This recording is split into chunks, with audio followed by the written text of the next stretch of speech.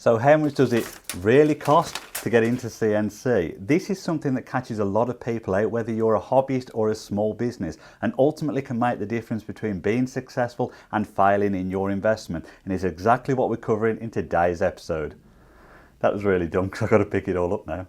So let's start off with the most obvious part, your CNC machine selection. But before we do so, let me just clarify, this is not to put people off getting into CNC, but to highlight some of the things you need to think about in order to maximize your chance of being successful and happy with your investment into the CNC world. Now, when it comes to the machines you are buying, this is arguably the broadest range of choice that you are going to get. We are talking prices starting from as low as $150 for something like a small 3018 machine, which is ultimately where I started, up towards the higher end of the hobbyist market when you're looking at things like Onefinity machines, which start going into $4,000, $5,000, $6,000. And a couple of things you need to look at in order to narrow down your selection. Obviously, the budget. How much are you willing to spend on a machine? How much time do you want to spend setting up a machine? Now, the reason that's important is because with things like these SaintSmart or the Fox Alien machines, these typically come largely pre-assembled, and you can usually be up and running out of the box within something like an hour. Whereas the opposite end of the scale, long mills, alt mills, those type of things are a bit more DIY intensive. You have to spend more time building those machines, but ultimately you get a bigger machine as a result of doing them. So there really is a trade-off, as I suppose, in terms of how fast you want to be up and running versus how much machine or how much work area you want for the money that you are spending. Now, no one can really tell you what is the best machine for you without having a full list of criteria that you are looking to match as part of your purchase. But as I say, do consider things like the work area, the material you want to machine, the customer services from the companies that you are looking to buy from. All these types of things can make a big impact on the machine that you are purchasing. Now, there is a general rule of thumb, which is often buy your second machine first. What it is basically getting at is ultimately buy the best machine that you can, and I think that is a better way of phrasing it. So let's say if you have a budget, but if you save up for an extra month, you can afford another machine up or another step up. It's definitely worth doing that. People never regret buying the better machine. People often regret buying the cheaper machine. So ultimately, whatever you can afford to spend, do so, because there is a much higher chance of you recovering that cost with a better machine than a cheaper machine. Now, the final point on buying a machine is, unfortunately, there are some CNC snobs out there who will say things like, don't purchase a 3018, they are a waste of time and money. Now, the reality is something like a $150, $200 3018 CNC machine is still a big investment to a lot of people. And if that is what you can afford, then that is what you should be buying. I started with a 3018. I was able to generate a small amount of income that then allowed me to buy a bigger and better machine and continue to move on. So if that is within your reach and that is all you can afford, don't be ashamed of it, be proud of it. Buy it, get started, get stuck in, and make the most of it. Now, after you've selected your CNC machine, the next most important purchase is the software. And I use the word purchase quite lightly because actually once most people have made that investment, they then look for free software. Now, we do fortunately live in a world where there are free options and paid for options available, but it is worth pointing out that after making that type of investment, the paid for software is going to offer you a lot of advantages as well as being much more efficient. So it's just something to think about as part of your planning. Now, in terms of the range of software available, there is a link up in the corner to my beginner's guide to software that covers free and paid for software and all the pros and cons that go along with each particular option. Now, the main two paid for pieces of software that you will hear is Vectric VCarve Pro and Carveco Maker or Maker Plus. Now, I am a Carveco Maker user. I really like the software. I make tutorials on it, and it is also the most affordable. If you are looking at that piece of software, there is a discount code and a link down below for you to check out.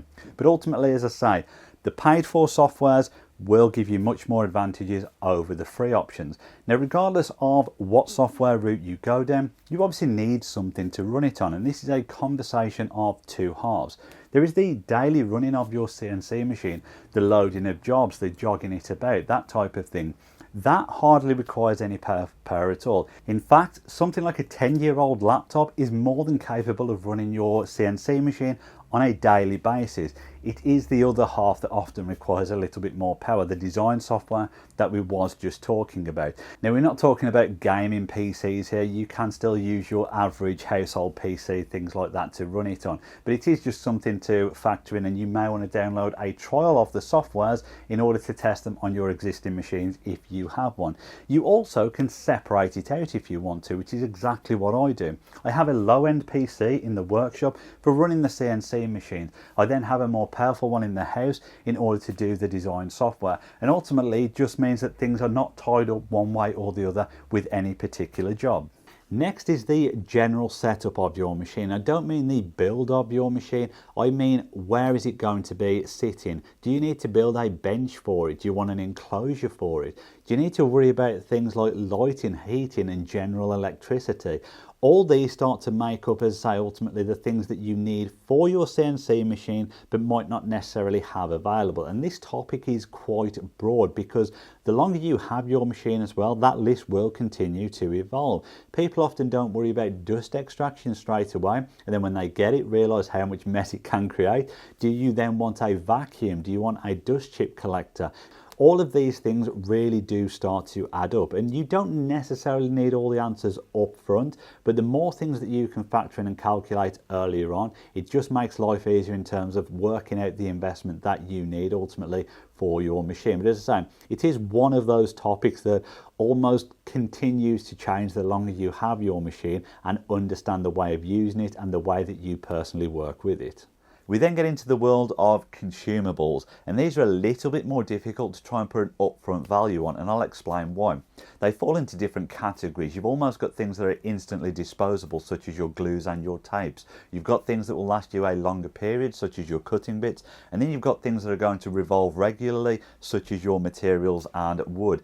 Now, one of the reasons it's difficult to put a value on it is because, well, it depends how often you're going to use the machine. For example, if you're going to use it once or twice a week, then things like glue and tape are going to last you months. If you're using it on a daily basis, glue and tape are going to last you a matter of weeks. They will obviously run out much quicker. Now, similar thing with the bits as well. There are different ranges of where you can go into the market. Obviously, if you're a beginner just getting into CNC, then you probably don't want to spend a huge amount on bits because ultimately there's a high chance you're going to damage them. So you may go in with a low-end collection of maybe $15, $20 for a couple of bits. But as you start progressing and moving up, you may jump to a mid-range tier like the Speed Tool ones where we're talking $15 to $20 per bit. But then ultimately, if you want sort of the high end, the best results from your material, you maybe start looking at things like the Cadence manufacturing bits, which come in more like $30 to $35 per bit. So you can see how the ranges jump up, but ultimately the longevity of them and the quality you get from them also increases as part of that. And these are only some of the consumables. You have to factor other things in, such as maintenance on your machine, the greases and lubricants to keep it running nice and smooth. Now, as I say, whilst nothing necessarily has a big cost up front, they do stack up over time. And even with things like your material, naturally buying MDF, doing work in MDF is going to be cheaper, but usually find that hardwoods, exotic woods obviously look better and therefore usually return more value to you later on. So there is a trade-off there. Now, when it comes to material, especially when you're getting started, remember the old saying that one man's trash is another man's treasure. I cannot stress that enough.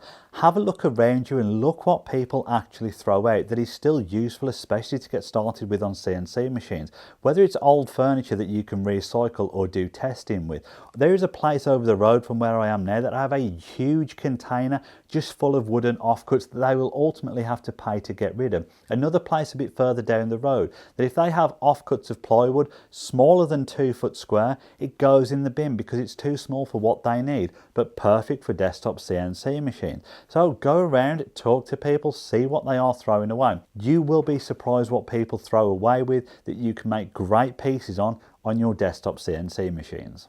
Now, the cost that is often overlooked is your own time, because arguably it is invaluable. Now, it doesn't matter if it's the research time taken to find out what machine best suits you, the setup time, the tutorials you're watching, learning how to use it. Then you have things like design time, running time, maintenance time, and all this really starts to add up. Now, one of the biggest mistakes that hobbyists often make is going, I don't charge for my time, or I don't account for my own time. Now, if you don't do this, nothing you're really making can have any type of tangible value. And I know to some people it's not always about the profit, but you need to do this to give you an indication, as I say, as to how much time you are spending, how much it is costing you, whether it's worth it in the end. Now, even if you just give it some sort of nominal value like $5, $10, whatever is the minimum working wage for your country, something along those lines, just to allow you to keep track of ultimately what it is costing you personally to invest and do all of this, in terms, again, it's up and running and using it on a daily basis. So don't forget to factor in your own time as part of the costs. Now, we've already covered off quite a few things, but there is one area I've deliberately left out, and that is basically the physical aspect of setting up a business. I'm talking about things such as registering your business, insurance, premises costs, those type of things. Now, the reason I've deliberately skipped over them is because basically that is an entire subject in its own right that you need to investigate and understand for what is required in your country. It does drastically vary from where you are, so I can't really advise on that from a broad perspective. My main goal for this video was giving you a realistic idea of what it's going to cost to buy a CNC machine, get it set up and get you up and running, whether you are a new business setting up, an existing business investing in it, or a hobbyist just looking for something really fun and cool to do.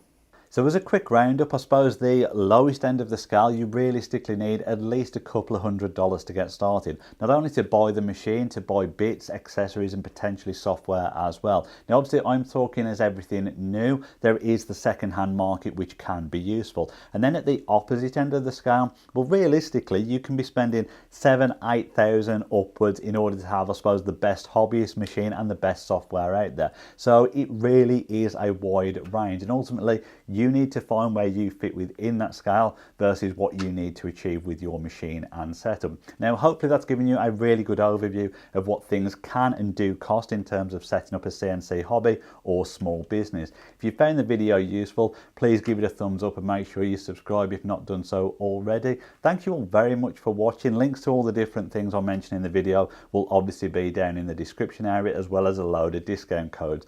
Final thanks as always goes to my patrons. If you want to get involved for one-to-one help, giveaways and early access to content, again go and check out my Patreon links. They will all be down below. I will see everybody on the next episode.